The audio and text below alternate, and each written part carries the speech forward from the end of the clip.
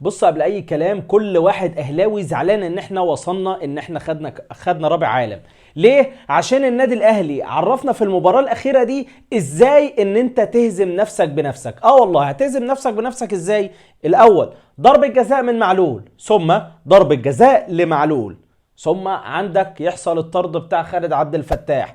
طب خطأ من محمد عبد المنعم في الخروج بالكرة، وخطأ كمان من الشناوي ويطلع بطريقة سيئة. طيب خطأ لديانج. طيب بعدين بعد الطرد بتاع خالد عبد الفتاح بشوية ضربة جزاء على محمد هاني. الانفراد الغريب، وده بقى اللي يعني انت لازم تديني كده ايه انتباهك كده، عشان ده انا هتكلم عليه كتير. محمد شريف، لو انت يا ابني هو ده اخرك، هو ده واضح لنا خلاص، احنا كجمهور شايفين ان ده اخرك، فخلاص انت بالسلامة. لان احنا مش قابلين ومش هنقبل ان يكون مهاجم النادي الاهلي، اكبر نادي في افريقيا، بالمستوى الضعيف الهزيل ده. انت عالي على الفريق، خد صاحبك محمد مجدي قفشه وامشوا. الاتنين دول اسوأ اتنين من وجهة نظري في البطولة، سواء شريف او سواء قفشه.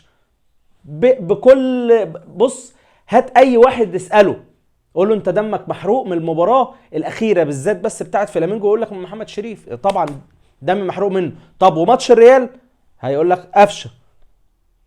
فاحنا لا خلاص، الجمهور لحد دلوقتي ما عادش قادر ان هو يستحمل بقى.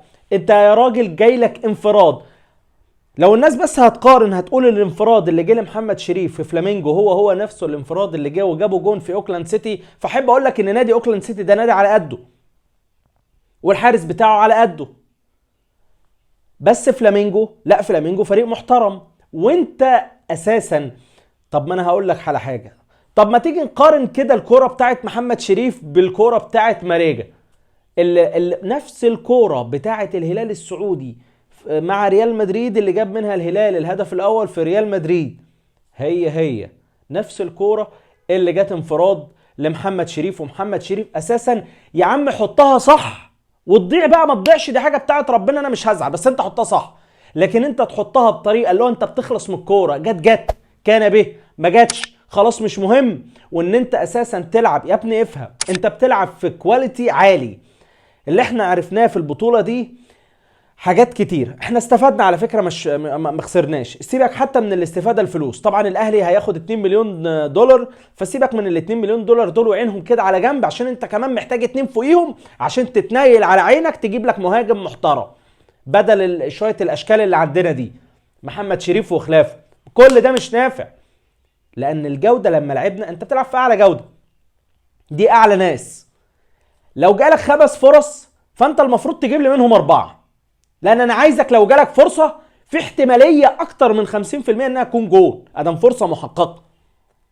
ما جاتش بقى، دي بتاعت ربنا، بس انت عملت الصح.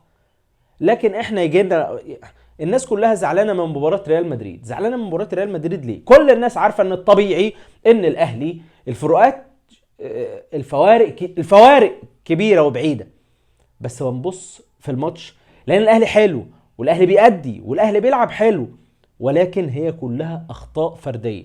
الواحد تقريبا مزاجه وحش من بعد مباراه ريال مدريد عشان النتيجه لا تنطبق باي شكل مع اللي حصل. احنا لحد الدقيقه 91 ند بند، احنا لحد الدقيقه 91 نقدر نرجع في المباراه في اي لحظه ونقدر نكون موجودين في اي لحظه، لكن بعدين الدنيا فتحت بعد الجون الثالث. طيب الفكرة بس كده قبل ما اكلمك في تفاصيل فلامينجو والاهلي، اطلع بقى كده من كل التفاصيل دي، اطلع من كل الكلام ده خالص وتعالى لي كده وقول لي الاهلي محتاج ايه؟ محتاج مهاجم. الراجل كولر بيطالب بايه؟ بيطالب بمهاجم.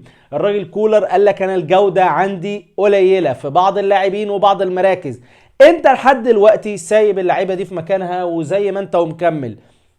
خلاص احنا ما عدناش قابلين كده، احنا بنلعب في كاس العالم للأندية، ما كناش مستعدين وكانت البطولة دي بعيدة ان احنا نوصل لها، ولكن وصلنا لها ورحنا لها. اول ما جات لنا الخطابات وان اول مره تحصل ان وصيف بطل افريقيا يروح يلعب في كاس العالم للانديه، فالنادي الاهلي راح. بس في مكاسب كتير، لا اخفيك سرا، وانا طبعا عارف ان كل واحد اهلاوي اكيد هيكون حلل وقعد وشاف الكلام ده. لو هتيجي تقسم المباريات الاربع مباريات اللي الاهلي لعبها لجزئين، وهي اوكلاند سيتي وسياتل وبعدين ريال مدريد وفلامينجو، اللي هو دول حاجه ودول حاجه، لا فانت كده كده بتظلم النادي الاهلي. لا، لكن انا عايزك تقول ايه؟ قول ان الجوده عندك وعندك مدرب، ده اهم مكسب انت طلعت بيه، وده المكسب رقم واحد اللي احنا خرجنا بيه اساسا. المكسب رقم واحد هو في الراجل مارسيل كولر، هو ان مارسيل كولر ده بالجرأة دي، انت كنت عايز مدرب بالقوة، بقوة الشخصية وبجودة المستوى اللي هي اساسا ضعيفة معاه، بيطلع من اللعيبة دي احسن ما عندها. الراجل ده بيلعب مع اي حد عامل له حساب من غير خوف، يعني هو بيلعب، هو عامل لك حساب من غير خوف. بتشوف التاكتكس اللي بيعمله، بتشوف الاهلي ماسك كوره وبيلعب كوره على الارض. يعني انا مثلا، انا هنا بقى يعني هنتقد موسيماني كان جبان او كان خواف شويتين. لما تشوفه وهو بيلاعب بايرن ميونخ هو مش مصدق نفسه، انا بلاعب البايرن اللي هو العالي اللي هيكون، ولكن ما لعبش قصاده كوره تقريبا، ما كانش فيه كور للنادي الاهلي على البايرن. ولكن انت لما تيجي تشوف احنا زعلانين على ماتش ريال مدريد قد ايه، اكتر من ماتش البايرن بكتير، لان الاهلي كان حلو والاهلي كان بيلعب كويس، ولكن رعونا من قفشه.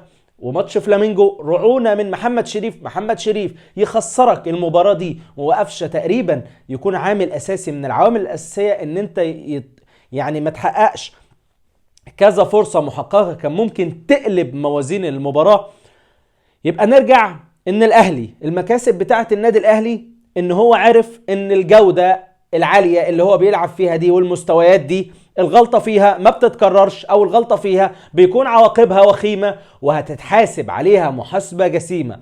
وان انت مش هيجيلك 5 فرص زي ما كان بيجيلك في الدوري 5 و10 و20، لكن انت هيجيلك 4 فرص او 3 فرص او فرصتين، فانت المفروض تجيب فرصة، عشان لو ما جبتش الفرصة دي فانت بالتالي ممكن يخش فيك هدف مقابل الفرصة اللي انت ضيعتها.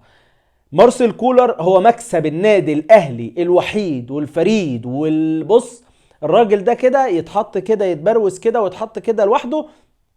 ولازم من دلوقتي نحافظ على مارسيل كولر ونحافظ على كل اللي هو عايزه. احنا ما اديناش للراجل اللي هو عايزه، فبالتالي انا مش هقدر الومه، مش هقدر اقول له حتى لو كان اتغير شويه في التاخيرات في مباراه فلامينجو او كده، حتى لو كان ما كانش يا سيدي عاجبك في نزول الملعب مع ريال مدريد، قول زي ما انت عايز تقول. انت نفذت للراجل ده طلباته ولا لا؟ الراجل ده وصلك ان انت تاخد رابع العالم، واساسا معاه الجودة قليلة، وطلع منهم احسن ما عنده كل واحد فيهم. طلعت ان انت عندك محمد عبد المنعم ده لعيب كبير قوي، حمدي فتحي لعيب كبير قوي، محمد هاني عامل بطولة عظيمة، حسين الشحات عامل بطولة عظيمة وعامل مباراة بالتحديد قدام ريال مدريد. انا بحب اللعيب اللي عنده شخصية وعنده جرأة ويقدر يثبت نفسه قدام اي حد. لكن تعالى شوف محمد شريف بعد مباراة ريال مدريد والناس كلها زعلانة، يجري على فينيسيوس جونيور عشان ياخد منه تيشيرت. انت يا ابني لو تيشيرت النادي الاهلي ما انتش عارف قيمته، اقلعه ومشي غور في داهية، احنا مش عايزينك، احنا ما احناش عايزينك. نفس الكلام ده مش بيتقال لشريف لوحده، الكلام ده بيتقال لاي لاعب في النادي الاهلي ما هوش عارف قيمة التيشيرت اللي هو لابسه. لو تقيل عليك سيبه، في غيرك 1000 يتمناه. وفي النهاية طبعا النادي الاهلي فيه سلبيات، في سلبيات هنعرفها وهنحللها وهنفصصها، ولكن الاحتكاك مع الجودة العالية مع المستويات الكبيرة دي اكيد هي في مصلحة النادي الاهلي. وقرارات لازم ياخدها الخطيب حالا وبدون تدخل من اي حد، وهو اولا محمد شريف، قفشه يطلعوا اعاره، عندك ديانج في فرصه للبيع، لو في فرصه للبيع كويسه بيعه وتجيب مكانه مهاجم، او نخلي ديانج ونخلي حد يجيلنا مهاجم لازم يكون سوبر ولازم يكون على جودة عالية، ولازم حل سريع وبديل سريع علي معلول، عشان انت ما عندكش حد يلعب لك تاني بعد علي معلول. محتاجين جناح، محتاجين جناح محترم، محتاجين جناح سوبر. برونو سافيو مش هيكون كفاية، واي لاعب دون المستوى هننتقد وهنقول ان احنا محتاجين تغييرات. لازم مجلس إدارة النادي الأهلي يسمع لصوت الجمهور، لازم الخطيب ياخد القرارات دي حالا عشان الجماهير كلها مستاءة. واشوفكم في حلقة جديدة، والسلام عليكم.